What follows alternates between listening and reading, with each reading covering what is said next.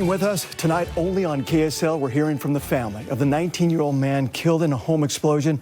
Parts of the Elk Ridge home there blew apart without warning on Friday. News specialist Shelby Lofton joins us live from Utah County tonight. And Shelby, investigators say this tragedy was a complete accident. Dan and Debbie, that is right. I spoke to the Utah County Sheriff's Office tonight, and they said they're still trying to figure out what caused this explosion, but they still do believe this was an accident. A family of 8 lived inside this house that suddenly blew apart on Friday. They lost their son and brother, 19-year-old Eric. I spoke to his heartbroken parents tonight.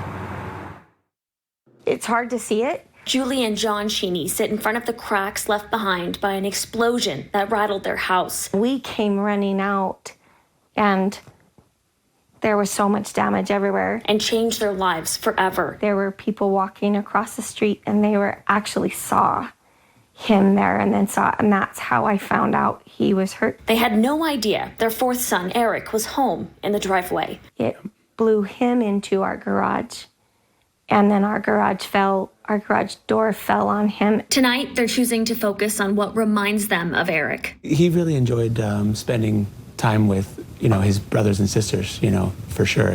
Even Adam, who's, 7 years younger than him. A star athlete. He was on the tennis team, varsity, top player. He was the varsity volleyball, one of the lead players. He did motocross. With a sharp memory. He'd be like, oh, remember, Mom? That's this person, and here's their parents, and this is their dog's name. He had his whole life ahead of him. He had just started a really good job that he loved in the construction field. The Cheneys said their son was thinking about going on a church mission. He was just living life. His father will remember talks around the kitchen table. To not have him, lightening the mood and,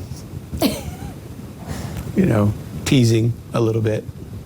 We'll definitely miss him. His mother will miss his hugs. Sometime in high school, someone said, if you have 8-second hugs, you release dopamine, right? So he'd come home, and he'd give me a hug, and he'd say, no, Mom, it's not 8 seconds yet.